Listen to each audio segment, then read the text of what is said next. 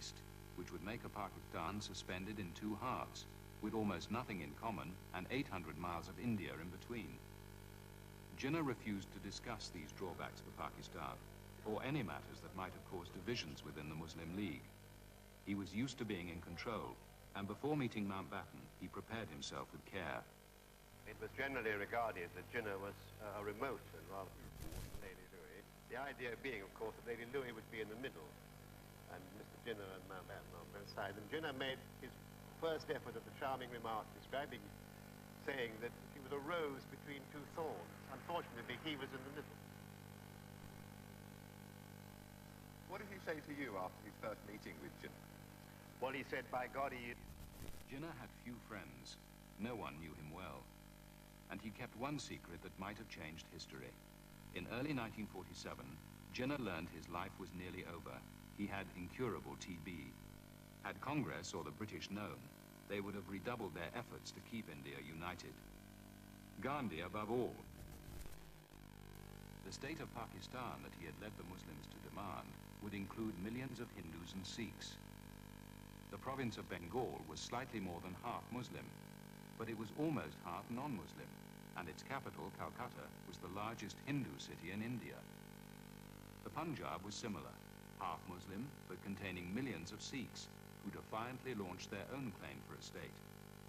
And in the rest of India, another 40 million Muslims were scattered. If Jinnah's Pakistan was created, they would be left out. He argued, as a minority community, the Muslims would be swamped in Hindu India. Right, I said. Then by the same argument, the two provinces you want in Pakistan, with large non-Muslim minorities, will also have to be partitioned. Oh no, you can't do that. Punjabi unity and Bengali unity are much more important than Hindu-Muslim differences. In that case, I said, surely Indian unity is much more important than Hindu-Muslim differences. Oh no, said Jinnah, we must have Pakistan. And so it went on, a circular argument, round and round the mulberry bush. I never met anybody who could say no so persistently and so effectively.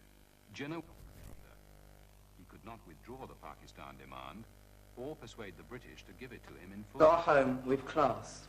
Hackney is the place to be. Hackney is the place for me. Beautiful things to see, exciting things to do. Hackney is for you.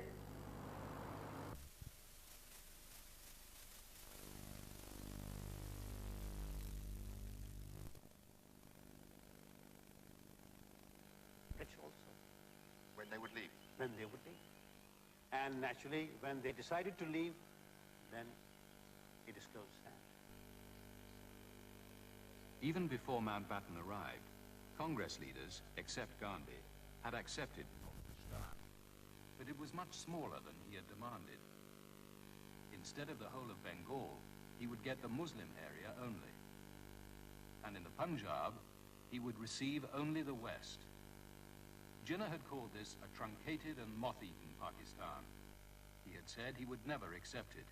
Now, in the closing days of the Raj, would Jinnah fight on or give in? The meetings with Jinnah were very difficult. Not where we will all agree, but where we must all accept what is going to happen. Jinnah nodded his head and said, today, agreement is accepted. I must say that I feel Viceroy has battled against various forces very bravely. And the impression that he has left on my mind is he was actuated by a high sense of fairness and impartiality. And it is up to us to make his task less difficult. But behind Jinnah's diplomatic language lay a crushing defeat.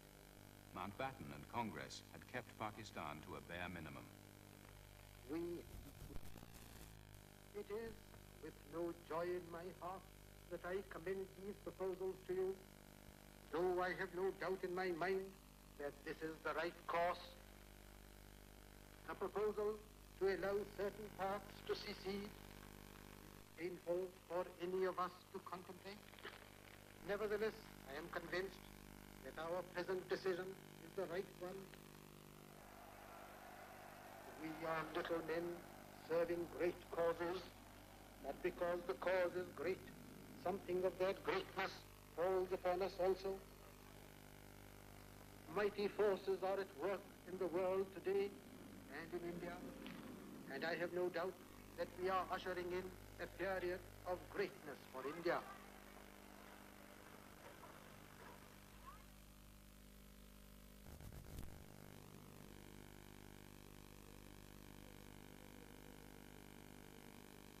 But every day the slaughter between Muslims and Hindus was getting worse. Bengal in the east was now the flashpoint. To prevent further killings, Gandhi went on a fast to death. During his fast, processions marched through the city. Between Muslims and Hindus was difficult enough. But it was the other partition, the Punjab, that was the greater problem. There, the Muslims and Sikhs were hopelessly intermixed. Their crops depended on irrigation by canal. If the boundary cut a canal, the enemy controlled the lifeline. The killing now reached fever pitch.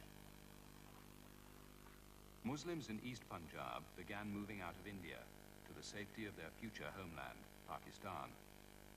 In the west of the province, the Sikhs, fearful of being trapped in the Muslim state-to-be, headed east to India. For once, Mountbatten had slipped up. He himself had underestimated the appalling consequences of partition in the north. He didn't realize that the Sikhs would fight as they did, and what appalling massacres would occur between the two communities.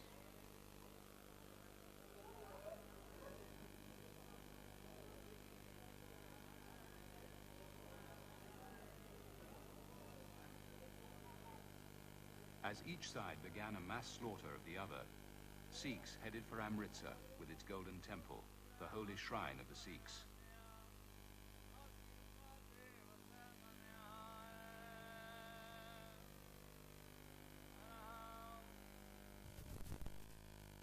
A planned violence in the parts in which they are in a majority, and that we apprehend very grave consequences, to which Lord Mountbatten said, I should not bother about it for a second. They will have the situation completely in control. That need not trouble me in the least. Millions were on the move.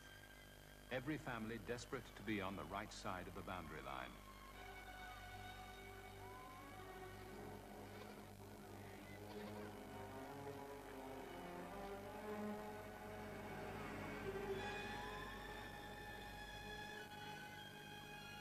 Whether on foot or crammed into trains or buses, the refugees were easy prey to armed police. And Trunk Road itself, when people tried to cut people down, I'd lift up the microphone and said, BBC is watching you, BBC watching you, and they'd stop. The extraordinary thing was, in the middle of all these scenes, nobody for a moment touched me or any European. We were the untouchables. They left nice and far away.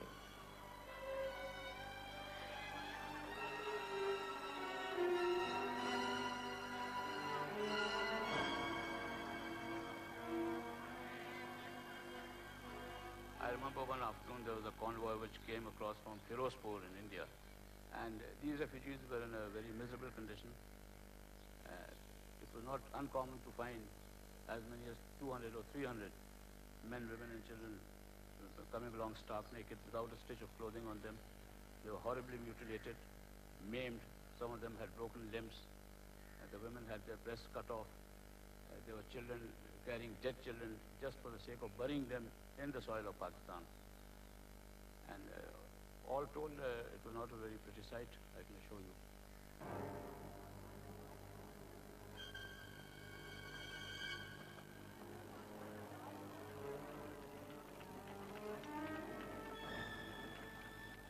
Lady Mountbatten has been paying visits to refugee camps and listening to many fearful stories of the fighting.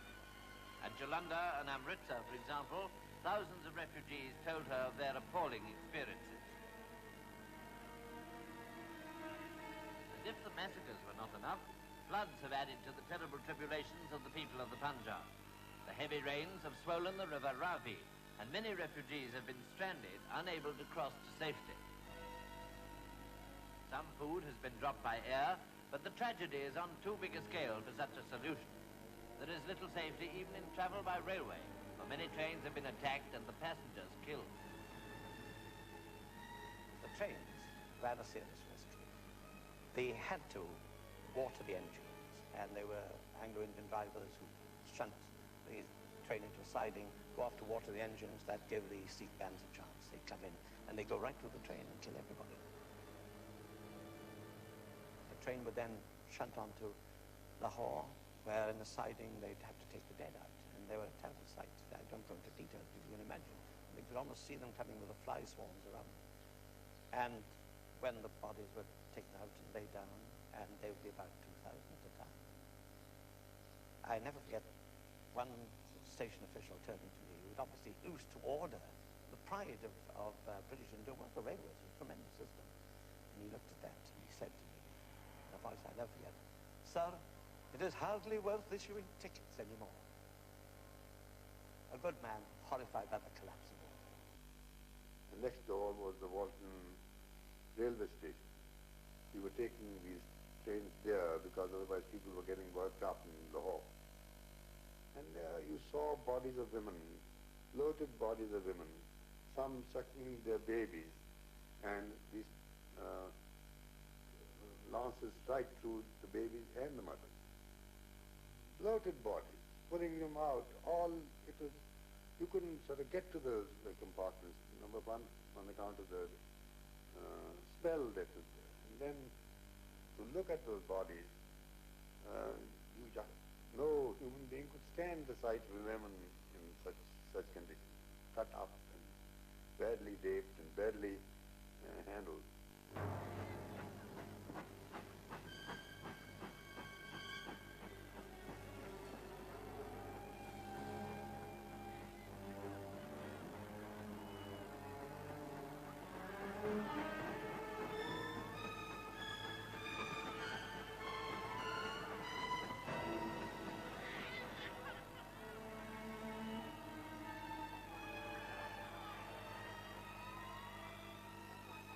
I saw a railway station in Amritsar where I had gone to receive somebody that the local people got hold of a boy, and when his pants were taken off, he was found to be circumcised, and they said, "You are a Muslim." And he begged of them that he was not Muslim. His mother cried and she said, "We are Hindu and he is not a Muslim boy." But because of the circumcision, he was killed right in the railway station. Our parents, they made us together in one room, locked us in one room, and brought kerosene oil for us there, in that room. And they said, whenever there is any raid, we will burn you up there. And even we girls, we were prepared for that. You were prepared to be burnt up rather than fall in the hands of the Muslims? Yes, we preferred death to disgrace at that time. My own sister-in-law.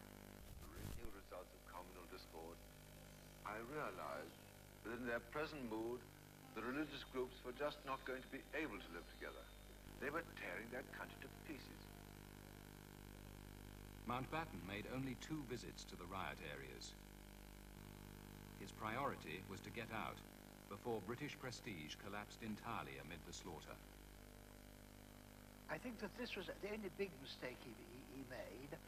I think that otherwise he was pretty well informed, and the important thing was that he did realize that we had to keep to a very rapid timetable if we were going to be able to leave India in peace and without a complete breakdown of the administration. In July, Mountbatten set up a Punjab boundary force to police the future dividing line. It had an impossible job. Its 55,000 soldiers could not cover hundreds of miles of countryside. Reduced to virtual spectators, its British officers could only send Mountbatten daily situation reports as the killings went on. 20th of June 1947. Since last report, there have been 14 killed, 50 injured, 38 fires and 3 bomb explosions. Report number 697, 14th of July 1947. A bomb exploded outside a Sikh canteen and there was immediately a free fight. 8 persons were killed and 35 injured. 8th of August 1947. Amritsar and Lahore cities continue to give trouble, daily casualties running at between 50 and 100. Report number 704, 13th of August 1947. The Muslims in Amritsar district have hit back and in a village named Jalalabad have eliminated a local Hindu minority, killing probably over 70 people. Situation reports which were made up and sent in quintuplicates. One copy went to the cabinet, I know. 2 or 3 copies were retained in India, and one always heard went to Churchill. But these sit reps went in every day with an assessment of casualties and were made up from reports from all over this very... And on Sikhism. Yes, I think I would go on record, stick my neck out and say maybe a million. Killed? Yes, I would say so.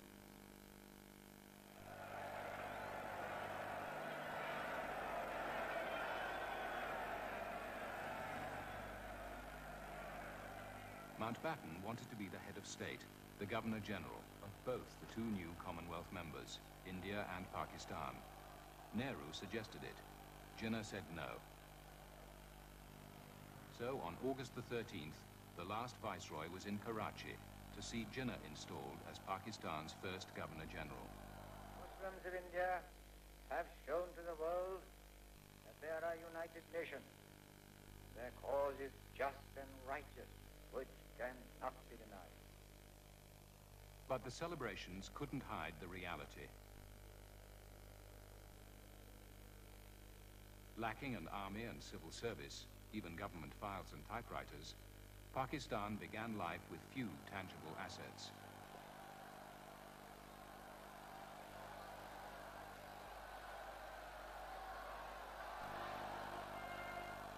While the crowds cheered in Karachi, no one will ever know whether Jinnah felt happy at the Pakistan he had created.